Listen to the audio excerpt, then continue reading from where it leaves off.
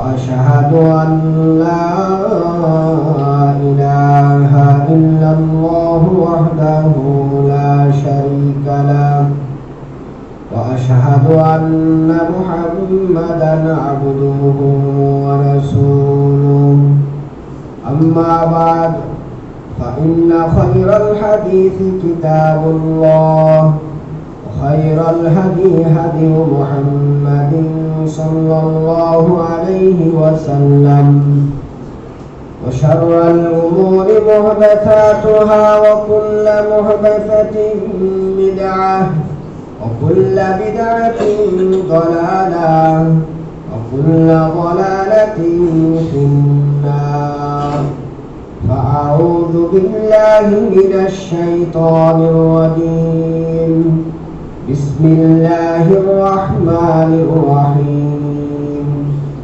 حاميم والكتاب المبين إنا أنزلناه في ليلة مباركة إنا كنا منذرين فيها يفرق كل أمر حكيم أمرا من عندنا إنا كنا مرسلين صدق الله تعالى وصدق رسوله النبي الأمي الكريم ونحن على ذلك لمن الشاهدين والشاكرين والحمد لله رب العالمين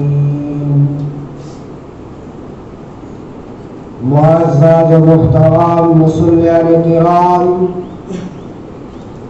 दिगार मुरब्बियान इज़ाम বিভিন্ন জায়গা থেকে আগত ইসলাম প্রিয় ভাই ও বন্ধুরা মা ও বোনেরা আমরা আল্লাহ সুবহানাহু ওয়া তাআলার মহান দরবারে শুকরিয়া আদায় করি যার অশেষ মেহেরবানিতে প্রতি জুমার মতো আজকেও জুমার সালাত আদায় করার উদ্দেশ্যে মসজিদে আসতে পেরেছি সেই জন্য বলি আলহামদুলিল্লাহ। সম্মানিত মুসল্লিয়ান, আজকের খুতবাতুল জুমার আলোচ্য বিষয় হলো লাইলাতুন নিসফ মিন শাবান, অর্থাৎ শাবান মাসের মধ্য রজনী অথবা শবে বরাত প্রসঙ্গে। যেহেতু আগামী জুমার আগে শাবান মাসের 14 তারিখ দিবাগত রাত পড়তেছে, আর শাবান মাসের 14 তারিখ দিবাগত রাতকে হাদিসের ভাষায় লাইলাতুল নিসফ মিন শাবান, আর ভারত উপমহাদেশে শবে বরাত নামে এই রাত্রিটা বহুল প্রসিদ্ধ। সেই কারণে আজকে আমরা কোরআন সুন্নাহর প্রমাণ ভিত্তিক শবে বরাতের ব্যাপারে আজকে আমরা জানার চেষ্টা করব ইনশাআল্লাহ। সম্মানিত উপস্থিতি, প্রত্যেক বছরই আমরা শবে বরাত প্রসঙ্গে আলোচনা করে থাকি। তারপরেও যেহেতু এটা সমসাময়িক প্রসঙ্গ, সেহেতু আমাদেরকে শবে বরাতের ব্যাপারে জানতে হবে। তাছাড়া এই রাত্রটাকে কেন্দ্র করে কোন কোন এলাকায় অনেক ইবাদত বন্দেগীর প্রচলন আছে, আবার অনেকে শবে বরাত বলতে কিচ্ছু নেই এরকম ভাবে অনেক কিছুই বলে থাকে। সেই কারণে আমাদের সকলের উচিত গভীর মনোযোগ দিয়ে আজকের খুতবাতুল জুমা শোনা। তো আসুন আমরা মূল আলোচনায় চলে যাই। শবে বরাত শব্দটা হলো ফার্সি একটা শব্দ। বরাত শব্দটা আরবি বারাত থেকে বরাত। শবে বরাত মানে মুক্তি, তাহলে শবে বরাত মানে মুক্তির রাত। হাদিসের ভাষায় এই রাত্রটাকে বলা হয় লাইলাতুন নিসফ মিন শাবান। লাইলাতুন মানে রাত, নিসফ মানে মধ্য, মিন শাবান মানে শাবান মাসে। হাদিসের ভাষায় এই রাত্রিটা হলো শাবান মাসের মধ্য রজনী।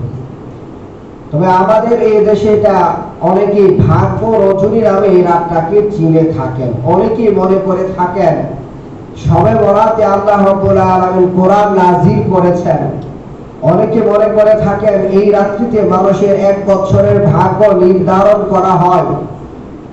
এই রাত্রিতে আরো অনেক কিছু হয়। এই রাত্রিতে মৃত মানুষগুলো বাড়িতে ফিরে আসে, দুনিয়াতে ফিরে আসে, এসে দেখে তাদের আত্মীয় স্বজনেরা কি ইবাদত বন্দেগী করতেছে, তাদের জন্য কি পাঠাচ্ছে ইত্যাদি বিভিন্ন বিষয় এই রাত্রটাকে কেন্দ্র করে আমাদের সমাজে প্রচলিত আছে। এই শবে বরাতের নামে আমাদের দেশে হালুয়া রুটি বিতরণ করা হয়। এই মর্মে বলা হয় যে আল্লাহ রাসূল সাল্লাল্লাহু আলাইহি সাল্লামের দাঁত উহুদ যুদ্ধে শহীদ হয়ে গিয়েছিল, ভেঙে গিয়েছিল। রাসূল সাল্লাল্লাহু আলাইহি সাল্লাম শক্ত খাবার খেতে পারতেন না, এই কারণে নরম খাবার হিসেবে হালুয়া রুটির বিতরণ করা হয় ইত্যাদি বিষয়গুলো আমাদের দেশে প্রচলিত আছে। সেই কারণে আজকে আমরা এই বিষয়ে আজকে জানবো। শবে বরাত মানে হলো ভাগ্য রজনী বা মুক্তির রজনী। হাদিসের ভাষায় এই রাত্রিটাকে বলা হয় লাইলাতুল নিস মিন শাবান, শাবান মাসের মধ্য রজনী।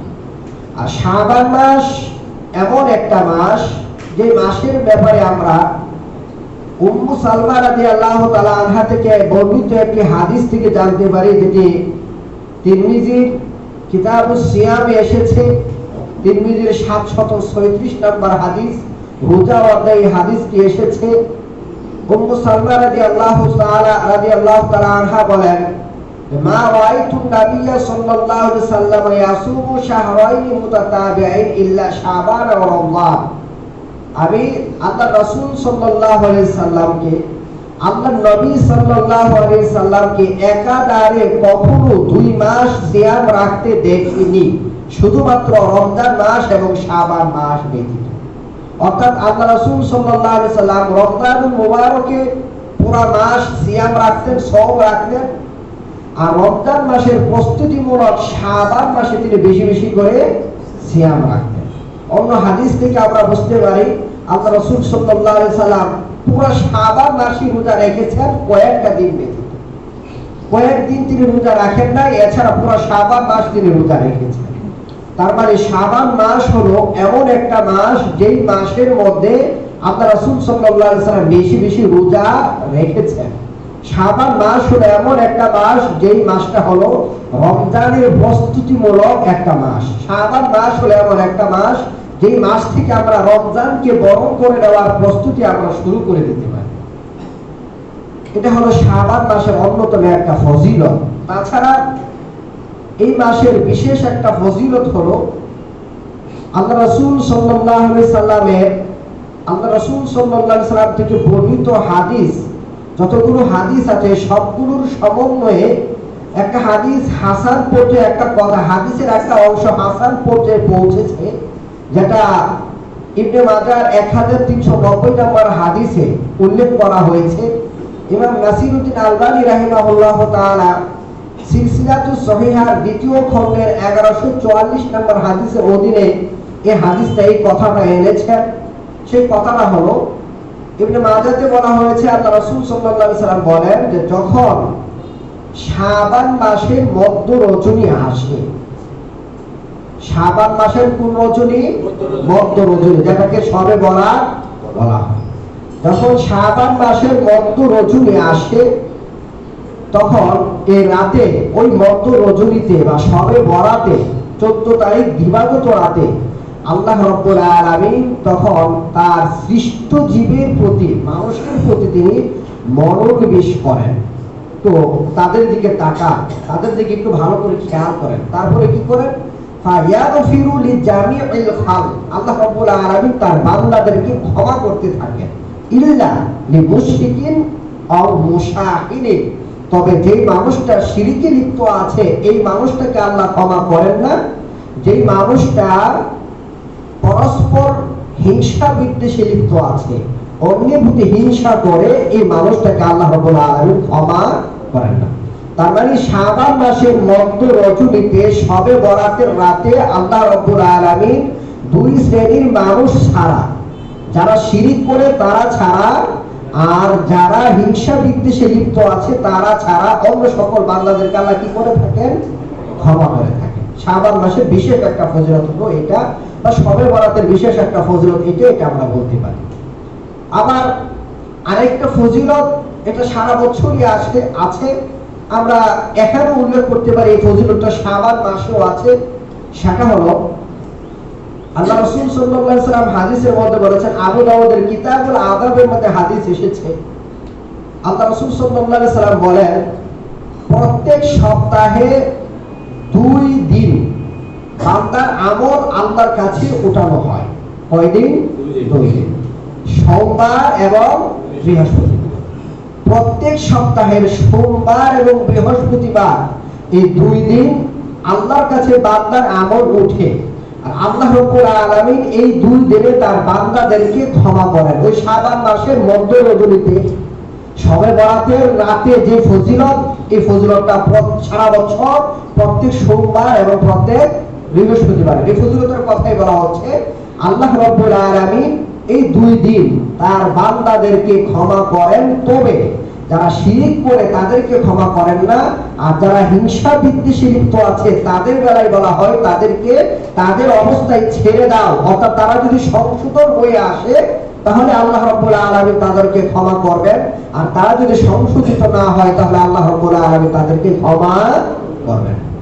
তাহলে সার কথা হলো, প্রত্যেক সোমবার এবং বৃহস্পতিবারের যে ফজিলত, শাবান মাসের মধ্য রজনীর অর্থাৎ শবে বরাতের রাতেরও সেই ফজিলত।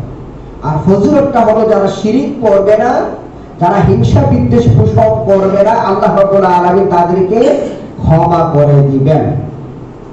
এছাড়া অন্যদেরকে আল্লাহ রাব্বুল আলামিন মানে এই 2 শ্রেণীর মানুষদেরকে আল্লাহ রাব্বুল আলামিন ক্ষমা করেন না। আর শাবান মাসের আরেকটা ফজিলত আমরা জানলাম যে এই মাসে আল্লাহ রাসূল সাল্লাল্লাহু আলাইহি সাল্লাম বেশি বেশি কি করতেন? সিয়াম রাখতেন। এই কথাগুলো ছাড়া শাবান মাসের ব্যাপারে আর কোনো ফজিলত সহিহ হাদিস ভিত্তিক নাই। আর এই ফজিলতের কথাটাও যে আমরা শবে বরাতের নামে বললাম, এটাও আপনার একেবারে নিরেট সহিহ হাদিস দিয়ে প্রমাণিত না। আমরা একদিন বলেছিলাম ইসলামের বিধান প্রমাণ করার জন্য দলিলযোগ্য হাদিসের প্রকার হলো 4টি: সহিহ লিজাতিহি, সহিহ লিগাইরিহি, হাসান লিজাতিহি, হাসান লিগাইরিহি। এই হাসান লিগাইরিহি পর্যায়ের হাদিস দিয়ে এটা প্রমাণিত, যেটা ইবনে মাজাহ 1390 নম্বর হাদিস। আর এই শবে বরাতের ব্যাপারে আপনার 8 জন সাহাবী থেকে বিভিন্ন বর্ণনা এসেছে। আপনার মুয়াজ রাদিয়াল্লাহু তাআলা আনহু থেকে, আবু সাআলা বাতাল খাশানি রাদিয়াল্লাহু তাআলা আনহু থেকে, আব্দুল্লাহ ইবনে আমর, আবু মুসা আশআরী রাদিয়াল্লাহু তাআলা আনহুমা, আবু হুরায়রা, আবু বকর, আয়েশা রাদিয়াল্লাহু তাআলা আনহা এবং আলী রাদিয়াল্লাহু তাআলা আনহুম আজমাইন। এই 8 জন সাহাবী থেকে 9টা বর্ণনা মূলত এসেছে। এই আমরা শাবান মাসের ব্যাপারে যত হাদিসগুলো শুনি সবগুলো হাদিস এই 8 জন সাহাবী থেকে বর্ণিত। আর এই সবগুলো হাদিসের মানে হলো দাঈফ, মানে দুর্বল। এটা হাদিস আল্লাহ রাসূল সাল্লাল্লাহু আলাইহি ওয়াসাল্লাম পর্যন্ত পৌঁছেছে কিনা এটার ভিতরে সন্দেহ হয়ে গেছে। এই কারণে এই ধরনের হাদিস দিয়ে দলিল দেওয়া যায় না। তবে এই 8 জন সাহাবী থেকে বর্ণিত 9টা বর্ণনার মাধ্যমে আপনার যাচাই বাছাই করে যে অংশটুকু দলিলযোগ্য সেটা হলো আমি যতটুকু বললাম, আল্লাহ রাব্বুল আলামিন এই রাতে যারা শিরিক করে না তারা ছাড়া, মানে তাদেরকে, যারা শিরিক করবে না এই সমস্ত মানুষদেরকে এবং যাদের ভিতরে হিংসা বিদ্বেষ নেই তাদেরকে, এই 2 অন্যায় ছাড়া যে মানুষগুলো আছে তাদেরকে আল্লাহ রাব্বুল আলামিন ক্ষমা করে থাকেন। এই হলো শাবান মাসের মধ্য রজনীর ফজিলত। কিন্তু সম্মানিত মুসলিম ভাই ও বন্ধুগণ, বিশেষ করে আজকে যারা আবার যে মা বোনেরা উপস্থিত আছেন, আপনারা একটু ভালো করে শুনেন। এই শাবান মাসের মধ্য রজনীকে কেন্দ্র করে আমাদের দেশে আপনার উদ্ভট কিছু ফজিলতের কথা আমাদের সমাজে বর্ণনা করা হয়ে থাকে। যেমন দেখেন, কোন মানুষ যদি 100 রাকাত নামাজ পড়ে এই রাতে, আর 100 রাকাত নামাজের মধ্যে কেউ যদি এই 100 রাকাত নামাজ কেউ পড়লো আর 100 রাকাত নামাজের মধ্যে সূরা ইখলাস যদি 1000 বার পাঠ করতে পারে, মানে 1000 বার সূরা ইখলাস পাঠ করার মাধ্যমে কেউ যদি 100 রাকাত নামাজ পড়তে পারে এই রাতে, তাহলে আল্লাহ রাব্বুল আলামিন তার মরণের আগেই তার জান্নাতের স্থানটা তাকে দেখিয়ে দিবেন। এই কথা আমাদের সমাজে প্রচলিত আছে। ভুল কথা, সঠিক কথা না।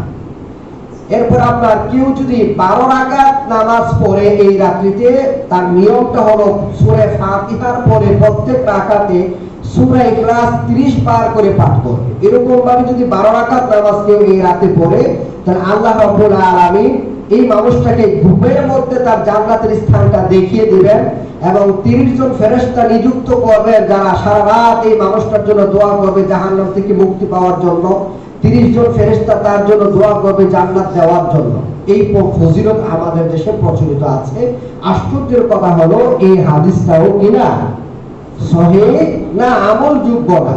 তাছাড়া একটা বিষয় আমরা লক্ষ্য করলে আমরা বুঝতে পারবো, আল্লাহ রাব্বুল আলামিন আমাদেরকে সালাত আদায়ের বিধান দিয়েছেন, আর সালাত আদায় কিভাবে করতে হয় সেটাও আমাদেরকে বিশ্বনবী মুহাম্মদুর রাসূলুল্লাহ সাল্লাল্লাহু আলাইহি সাল্লাম জানিয়ে দিয়েছেন। এর মধ্যে একটা বিষয় হলো সালাত আদায় করতে হয় গভীর মনোযোগ সহকারে, বিনয়ের সাথে, নম্রতার সাথে। সূরা মুমিনুনের 2 নম্বর আয়াতেও আল্লাহ রাব্বুল আলামিন বলেছেন যে ওই মুমিন সফল যেই মুমিন সালাতের ভিতরে ভীত সন্ত্রস্ত থাকে, খুশু খুজুর সাথে সালাত আদায় করে। এখন আপনি যদি 1 রাকাত নামাজে 30 বার কুল আল্লাহ পাঠ করেন, তাহলে আপনার মনোযোগটা গণনার দিকে থাকবে না নামাজের ভিতরে থাকবে? বলেন তো দেখি কোথায় থাকবে? গণনার ভিতরে থাকবে। তাহলে মনোযোগ কিন্তু আর নামাজের ভিতরে থাকতেছে না, আয়াতের উপর আমল কিন্তু হচ্ছে না। 100 রাকাত নামাজ আপনি যদি 1000 বার সূরা ইখলাস সহ পাঠ করেন, তাহলে তো আমার মনে হয় আপনি সন্ধ্যা থেকে শুরু করলে ফজরের আগে শেষ করতে পারবেন। সন্ধ্যা থেকে শুরু করলে ইশারের জামাত বাদ দিলেও ফজরের আগে মনে হয় শেষ করা সম্ভব না, যদি নামাজের মতো নামাজ পড়া লাগে। নামাজ পড়তে হয়, যদি আপনি পড়েন নামাজের মতো নামাজ, তাহলে আপনি 1000 বার কুল আল্লাহ সহ 100 রাকাত নামাজ পড়বেন, এটা তো আমার মনে হয় সারা রাত্রি সম্ভব না। উদ্ভট কথা।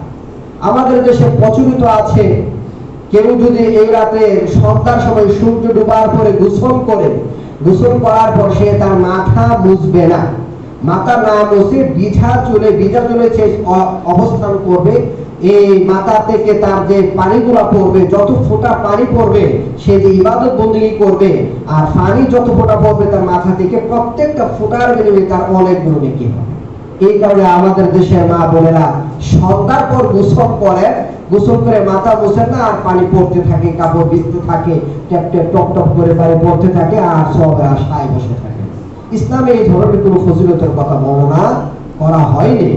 এরপরের কথা হলো, আমাদের দেশে আপনার এই রাত্রিটাকে কেন্দ্র করে হালুয়া রুটির আয়োজন করা বা বিভিন্ন খাবারের আয়োজন করা, বিশেষ করে হালুয়া রুটি বিতরণ করা কেউ ফজিলতপূর্ণ মনে করা হয়। কেন ফজিলতপূর্ণ মনে করা হয়? যে বিশ্বনবী মুহাম্মদুর রাসূলুল্লাহ সাল্লাল্লাহু আলাইহি সাল্লামের দাঁত ভেঙে গিয়েছিল উহুদ যুদ্ধে। এই কারণে আল্লাহ রাসূল সাল্লাল্লাহু আলাইহি সাল্লাম শক্ত খাবার খাইতে পারতেছিলেন না, নরম খাবার হিসেবে হালুয়া রুটি খেতেন। রাসূল সাল্লাল্লাহু আলাইহি সাল্লামের ভালোবাসায় পাগল হয়ে এই হালুয়া রুটির আয়োজন করা হয়। আশ্চর্যের কথা হলো, আপনার আল্লাহ রাসূল সাল্লাল্লাহু আলাইহি সাল্লামের দাঁত ভেঙেছিল শাবান মাসের পরে রমজান মাস, রমজান মাসের পরে শাওয়াল মাস। শাওয়াল মাসে দাঁত ভেঙেছে কোন মাসে? শাবান মাসের পরে রমজান মাস, রমজান মাসের পরে হচ্ছে শাওয়াল মাস। শাওয়াল মাসে তার অগ্রিম নরম খাবার খাওয়া হচ্ছে কখন? আরো 2 মাস আগে। তার মানে কথাটা, তাদের এই ধারণাটা ভুল, মিথ্যা একটা ধারণা। এরপরে আমি আপনাদেরকে একটা প্রশ্ন করি, বলেন তো রুটি শক্ত খাবার না ভাত শক্ত খাবার? রুটি শক্ত খাবার না ভাত শক্ত খাবার? তুলনামূলক ভাবে কিন্তু ভাত থেকে রুটি কিন্তু শক্ত। ভাত কিন্তু কামড় দিলেই একেবারে শেষ, আর রুটিটা কিন্তু একটু মাঝে মাঝে কিন্তু খুব কষ্ট হয়েছে। তাহলে শক্ত নরম খাবার হিসেবে রুটি, আপনার হালুয়াটা নরম ঠিক আছে, সাথে রুটিটাও নরম খাবার হিসেবে আপনি বিতরণ করতেছেন, এটাও বোঝা গেল এখানে কি আছে? মিথ্যার আশ্রয় আছে। এটাও কোরআন হাদিস সম্মত না, ইসলামের শরীয়ত সম্মত না।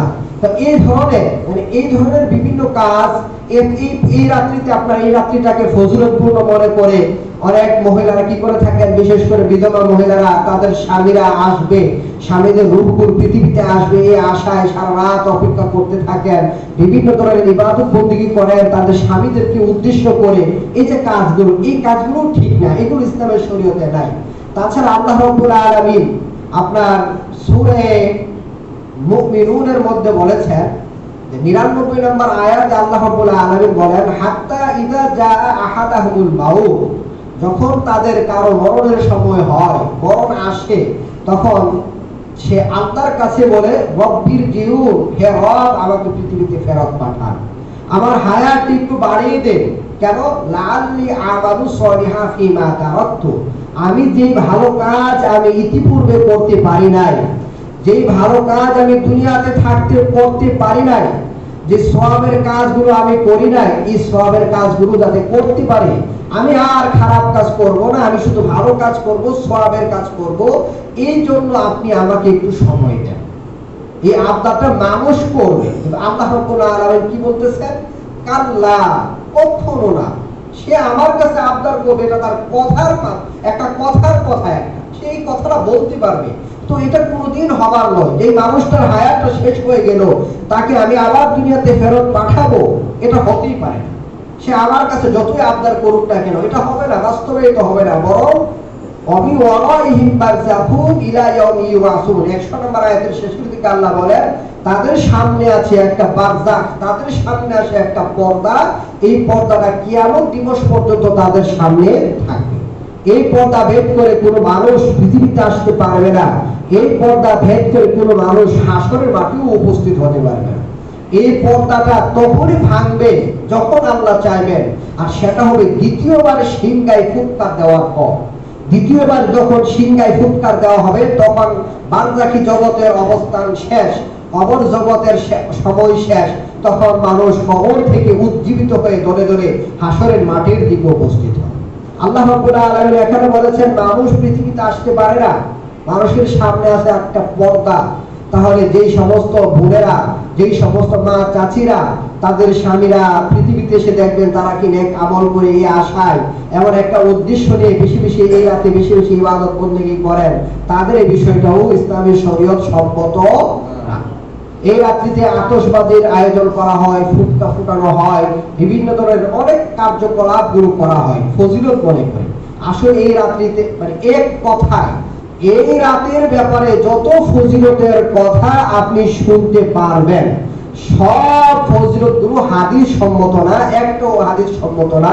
শুধুমাত্র এতটুকু অংশ ছাড়া যে এই রাত্রিতে আল্লাহ রাব্বুল আলামিন মুশরিক মানুষ ব্যতীত, শিরিককারী ব্যতীত এবং হিংসা বিদ্বেষ পোষণকারী ব্যতীত বাকিদেরকে ক্ষমা করেন, এই অংশটা দলিল যোগ্য। এছাড়া বাকি সব ফজিলতের কথা বল, এই হলো মূল কথা ফজিলতের ব্যাপার। এরপরের কথা আসুন, যে এই রাত্রিতে কেন্দ্র করে আমরা যে জানলাম বিভিন্ন ধরনের ইবাদত বন্দেগী করা হয়, নামাজ পড়া হয়, জিকির করা হয়, বা এই রাত্রির ব্যাপারে আলী রাদিয়াল্লাহু তাআলা আনহু নামে একটা হাদিস বর্ণনা করা হয়। যখন আল্লাহ রাসূল সাল্লাল্লাহু আলাইহি ওয়াসাল্লাম বলেছেন লাইলাতুল নিসফ মিন শাবান আসবে, তখন তোমরা যেই মানুষটা রাতের বেলা কি করবে? কিয়াম করবে, মানে সারা রাত নামাজ পড়বে, আর দিনের বেলায় কি করবে? সিয়াম রাখবে। আবার এই হাদিসটা শুরুতে ইবনে মাজাতেই হাদিসটা এসেছে, অন্যান্য হাদিসের কিতাবেও এসেছে। যত কিতাবে হাদিস এসেছে, হাদিসের লেখকগণ ওনারাই যারা যাচাই বাছাই করেছেন, বা অনেক হাদিসের লেখকগণ ওনারা নিজেরাই বলে দিয়েছেন এটা সহিহ হাদিস। এটা কেন বর্ণনা করেছে? মানুষ যাতে এই হাদিসটা সামনে পেলে এটাকে সঠিক মনে করে, যাতে ভুলের শিকার না হয়, এই কারণে ভুলটা যাতে এটা ভুল এটা বুঝে এই কারণে উল্লেখ করে দেওয়া হয়েছে। এই হাদিসের শুরুতে বলা হয়েছে যে শাবান মাসের 14 তারিখে রাত যখন আসে, তখন আল্লাহ রাব্বুল আলামিন দুনিয়ার প্রথম আসমানে নেমে আসে। এইভাবে হাদিসটা শুরু হয়েছে। অথচ 28 জন সাহাবী থেকে সহিহ সূত্রে বর্ণিত আল্লাহ রাসূল সাল্লাল্লাহু আলাইহি সাল্লাম বলেছেন, আল্লাহ রাব্বুল আলামিন প্রত্যেক দিন, প্রত্যেক রাতে শেষ তৃতীয়াংশে, শুধু শাবান মাসের মধ্য রজনীতে না, আজকেও গতকালকেও ছিল, 10 বছর আগেও ছিল, কিয়ামতের আগ পর্যন্ত এটা থাকবে। অর্থাৎ আল্লাহ রাব্বুল আলামিন প্রত্যেক দিন, প্রত্যেক রাতে, মানে প্রত্যেক রাতের শেষ তৃতীয়াংশে প্রথম আসমানে নেমে আসে। এসে তিনি তার বান্দাদেরকে আহ্বান করতে থাকেন, আমার কাছে কে ক্ষমা চাইবে চাও, আমার কাছে কে রিজিক চাইবে চাও, আমি তাকে রিজিক দিব। আমার কাছে কে কি চাইবে, আমার কাছে কে দোয়া করবে করো, আমি তোমার ডাকে সাড়া দিব। এরকম ভাবে আল্লাহ রাব্বুল আলামিন আহ্বান করতে থাকেন। পৃথিবীর সবার দরজা যখন বন্ধ হয়ে যায়, পৃথিবীর সব মানুষ যখন ঘুমিয়ে যায়, তখন এই আল্লাহ রাব্বুল আলামিন আমাকে আপনাকে এইভাবে তিনি আহ্বান করতে থাকেন। আল্লাহর দোয়ারটা খোলা থাকে। আল্লাহ বলেন কি আমার কাছে কি চাইবে চাও। তুমি মদ পানে অভ্যস্ত, সমস্যা নাই, তুমি তওবা করে ফিরে আসো। আল্লাহ রাব্বুল আলামিন আল কোরআনের মধ্যে বলে দিয়েছেন ইয়া ইবাদিয়াল্লাযিনা আসরাফু আলা আনফুসিহিম লা তাকনাতু মির রাহমাতিল্লাহ। হে আমার বান্দারা যারা জুলুম করতে করতে, অন্যায় করতে করতে, গুনাহ করতে করতে নিজেদের প্রতি এত পরিমাণ জুলুম করেছো যে জুলুমের একেবারে শেষ সীমা পর্যন্ত পৌঁছে গেছো, তোমরা আমার রহমত থেকে নিরাশ হবে না। কেন? ইন্নাল্লাহা ইয়াগফিরুয যুনুবা জামিআ। আল্লাহ রাব্বুল আলামিন সমস্ত গুনাহকে তিনি ক্ষমা করে দিবেন। অতএব আপনি মদ পান করে ফেলেছেন, আপনি মদ পানে নেশাদার দ্রব্য গ্রহণে আপনি অভ্যস্ত হয়ে গিয়েছিলেন, আপনি আল্লাহর দুয়ারে ফিরে আসুন, আল্লাহর কাছে কান্নাকাটি করে আপনি তওবা করেন।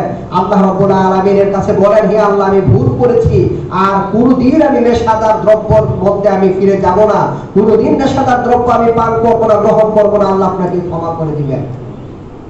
আপনি বেনামাজি ছিলেন, আপনি নামাজ পড়া শুরু করেন, আল্লাহর কাছে তওবা করেন, আল্লাহ আপনাকে ক্ষমা করে দিবেন। আপনি না জেনে বিভিন্ন ধরনের শিরকে পর্যন্ত লিপ্ত হয়ে গেছেন, এখন বুঝতে পেরেছেন শিরক হলো পৃথিবীর সবচেয়ে বড় অন্যায়। শিরক হলো এমন একটা অন্যায় যে অন্যায় করলে জান্নাত হারাম হয়ে যায়। অতএব আপনি এখন তওবা করে ফিরে আসেন, শিরককে বর্জন করেন, আল্লাহর কাছে বলেন, আল্লাহ আপনাকে ক্ষমা করে দিবেন। প্রত্যেক রাতে আল্লাহ আপনাকে ডাকেন, আপনি আল্লাহর কাছে ক্ষমা চাইবেন কিনা, আল্লাহ ক্ষমা করতে প্রস্তুত।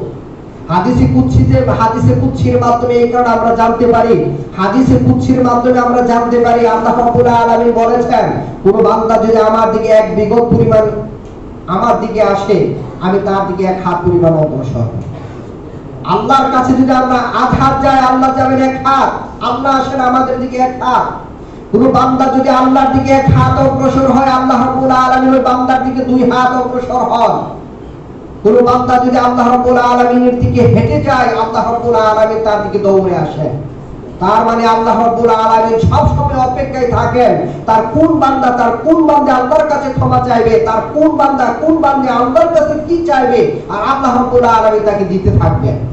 এটা শুধু শাবান মাসের মধ্য রজনীতে এমনটা হয়, সেটা এরকম নয়। প্রত্যেক রাতের শেষ তৃতীয়াংশে এই ঘটনাগুলো এইভাবে আপনার এই হাদিসটাতে প্রথমে বলা হলো সন্ধ্যা রাতে আল্লাহ আসমানে নেমে আসেন, তারপর তোমরা ওই রাতে ইবাদত বন্দেগী করো, পরের দিন তোমরা সিয়াম রাখো। এরকম ভাবে বিভিন্ন কথা আলী রাদিয়াল্লাহু তাআলা আনহু নামেও প্রচলিত আছে, যেটা হাদিস সম্মত না। তো যাই হোক, বলতেছিলাম আমরা শাবান মাসের ফজিলত কতটুকু সেটা আমরা বুঝলাম, এর বাহিরে যা আছে পুরোটাই ইসলামী শরীয়ত সম্মত না। এবার আসুন এই ফজিলতটা নেওয়ার জন্য আমাদের করণীয় কি করা দরকার। হাদিসটাতে কিন্তু বলে দেওয়া আছে, আশা করি আপনারা বুঝতে পেরেছেন যে এই ফজিলত আল্লাহর ক্ষমা এই রাত্রিতে দেওয়ার জন্য শর্ত হলো শিরক থেকে বেঁচে থাকা, আর একটা শর্ত হলো সারা বছর হিংসা বিদ্বেষ থেকে বিরত থাকা, বেঁচে থাকা। এই দুইটা অন্যায় থেকে বেঁচে থাকলে এই রাত্রিতে আল্লাহ রাব্বুল আলামিনের ক্ষমা আপনি পাবেন ইনশাআল্লাহ। আর যদি আপনি অন্যায় থেকে না বাঁচতে পারেন, আপনি যত ইবাদত বন্দেগী করেন, তাহলে আপনি ইবাদত বন্দেগীর বিনিময়ে আপনি আল্লাহর কাছে পাবেন।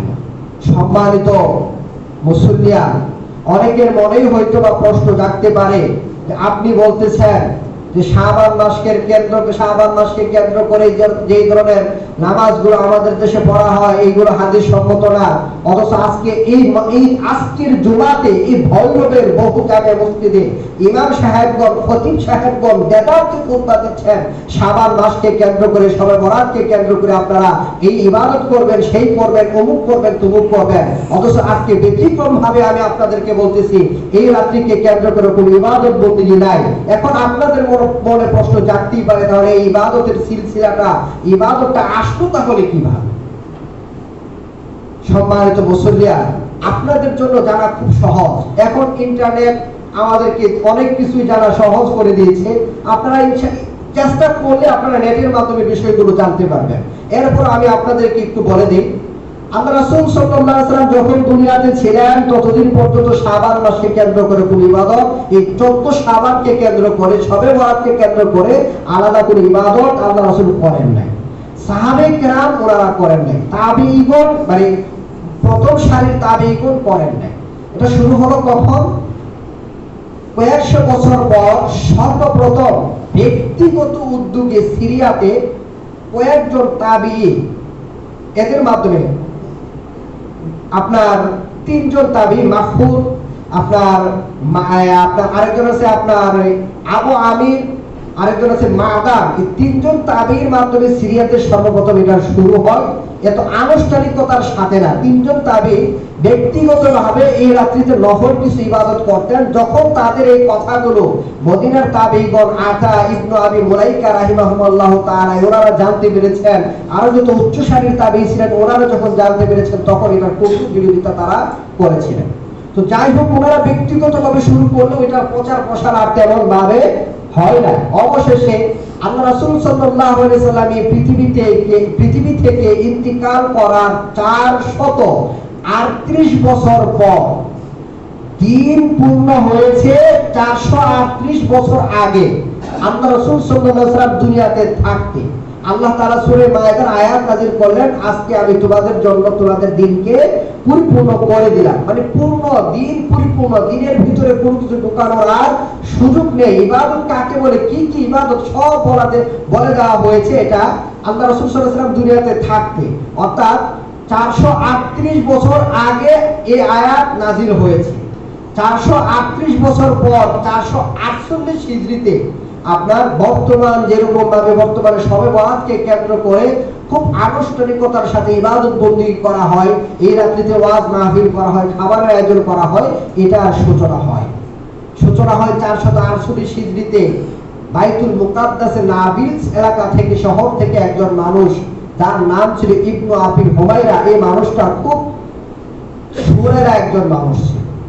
আর আমরা তো সবাই স্বাভাবিকভাবে সুর খুব পছন্দ করি। কোরআন তেলাওয়াত করলে যার খুব সুর আছে, তার পিছনে মনে করেন নামাজে দাঁড়ালে এই মানুষটা যদি 10 পৃষ্ঠাও তিলাওয়াত করে, মনে হয় যে 2 পৃষ্ঠা 3 পৃষ্ঠা তিলাওয়াত করেছে। আর যে মানুষটার সুর এত একটা ভালো লাগে না, আধা পৃষ্ঠা তিলাওয়াত করলেও মনে হচ্ছে যেন 3 পৃষ্ঠা 2.5 পৃষ্ঠা তিলাওয়াত করে ফেলেছে। তো ওই ইবনু আবি হুমায়রা মানুষটার সুর খুব ভালো ছিল। বাইতুল মুকাদ্দাসে সে রাতের বেলা একা একা নামাজ পড়া শুরু করলো। এই শবে বরাতে নামাজ শুরু করলে রাতের বেলায়, কিন্তু আমাদের এখানে অনেকে কি করেন, মাগরিবের নামাজ আপনি জামাত এসে পেলেন না, একটা বললেন, ইশারের জামাত এসে পেলেন না, একটা বললেন, তখন অনেকে ফরজ সালাতটা আদায় করার সময় কিন্তু সূরা ফাতিহাটা এবং অন্যান্য একটা সূরা কি করেন, একটু জোরে তিলাওয়াত করেন। তো ওই মানুষটা নামাজ পড়তেছে নফল নামাজ, আর রাতের নামাজে হালকা আওয়াজে একটু হালকা জোরে কি করা যায়, তিলাওয়াত করা যায়। যেমন তারাবির নামাজ, এটা হলো ফরজ বা ওয়াজিব নামাজ না, কিন্তু আমরা রাতের বেলা যে নামাজ পড়ি জামাতের সাথে, এখানে কিরাত কিভাবে করা হয়, জোরে জোরে করা হয়। তো ওই মানুষটা জোরে জোরে কিরাত করতেছিল, তার কণ্ঠস্বর খুব মধুর। এখন মানুষ নামাজ পড়তেছে, আমাদের মসজিদে আমরা দেখি একজন নামাজ পড়তেছে, আবার এই পিছন দিক দিয়ে একজন দুইজন এসে তার সাথে কি করে, ইক্তিদা করে। অনেকে ফরজ সালাত পড়ার পর নফল হিসেবে ইক্তিদা করে। তো ওই তার পিছনে মানুষ এসে একজন দুইজন করে এসে একটু লম্বা কাতার হয়ে গেল, মানুষ তার সাথে নামাজ পড়লো। সে নামাজ শেষ করার পর তো দেখলো যে মোটামুটি ভালো মানুষ উপস্থিত হয়েছে। তো ওই বছর অগ্রিম ওরাও তাকে দাওয়াত দিল, সেও বলে আসলো হায়াতে বেঁচে থাকলে আগামী বছর আমরা আবার এখানে একত্রিত হব।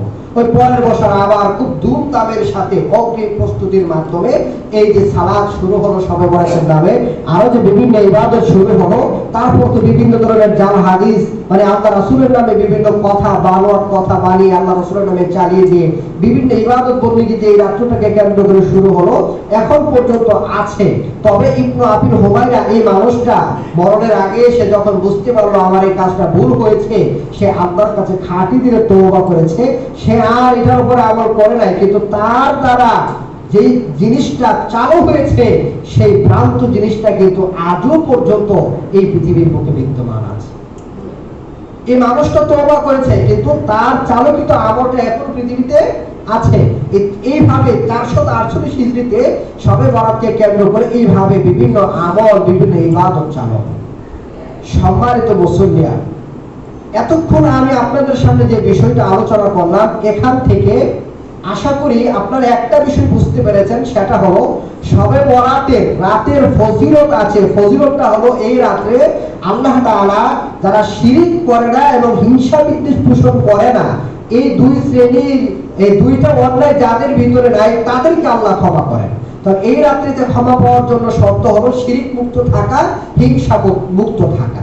এটা হলো শবে বরাতের ফজিলত। এটা ছাড়া আর সহিহ সূত্রে বর্ণিত আর কোনো ফজিলত নাই। আর শবে বরাতের নামে কোনো ইবাদত ইসলামী শরীয়ত আমাদেরকে দেয় না।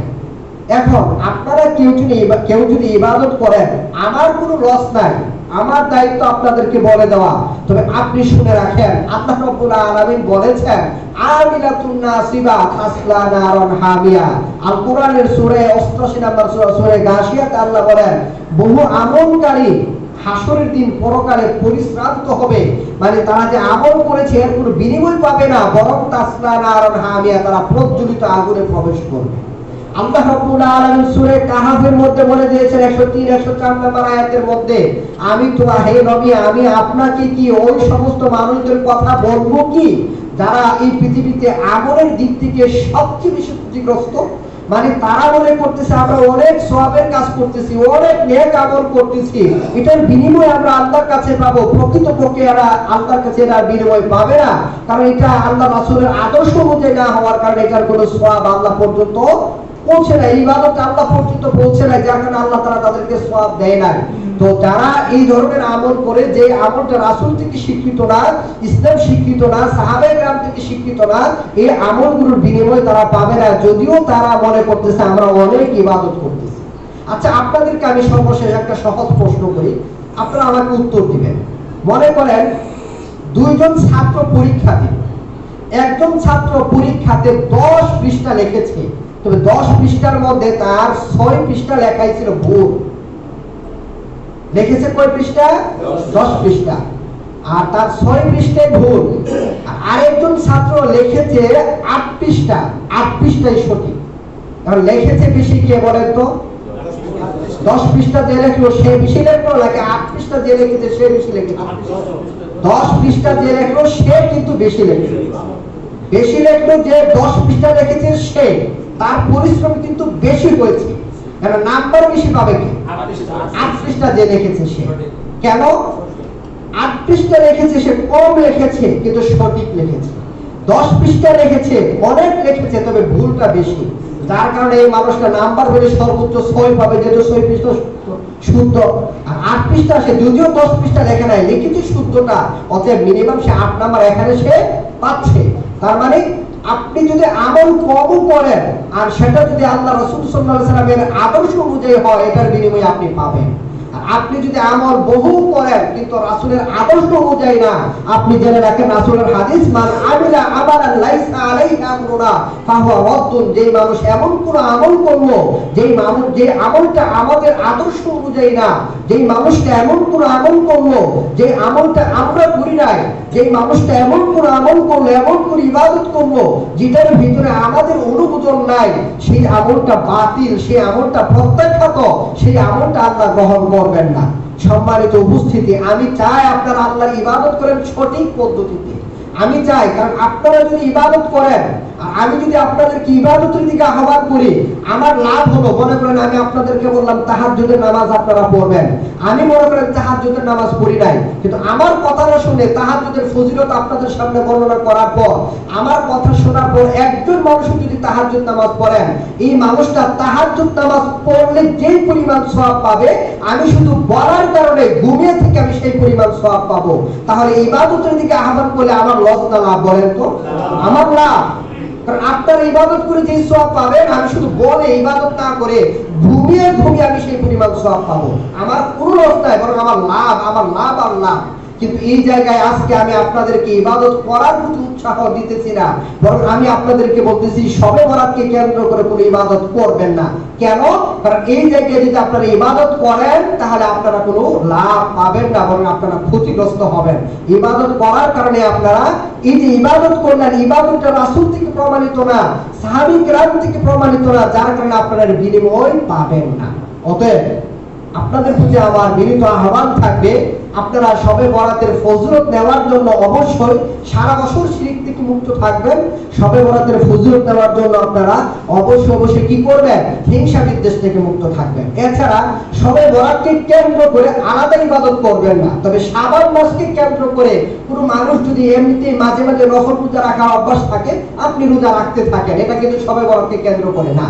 আপনার যদি এমনিতেই তাহাজ্জুদ নামাজ পড়ার অভ্যাস থাকে, আপনি এই রাত্রি তো তাহাজ্জুদ নামাজ পড়েন স্বাভাবিক নিয়ম হিসাবে, কিন্তু আপনি কি করবেন না, এটা তো স্বাভাবিক নিয়ম হিসেবে আপনি পড়তেছেন, এর শবে বরাতকে কেন্দ্র করে না, এটা আপনি করতে পারেন। এমনিতে আপনার মাঝে মাঝে নফল নামাজ পড়ার আপনার অভ্যাস আছে, আপনি এই রাত্রি তো স্বাভাবিক নিয়ম হিসেবে নফল নামাজ পড়তেছেন, এটা কোনো সমস্যা নাই, এটা আপনার অভ্যাসের কারণে আপনি পড়তেছেন, এই রাত্রটাকে কেন্দ্র করে না। কিন্তু এই রাত্রকে কেন্দ্র করে যেটা আপনি আগে থেকে করতেন না, এমন কোন আমল আপনি এই রাত্রিতে দয়া করে করবেন না, এটা আপনার প্রতি আমার আহ্বান।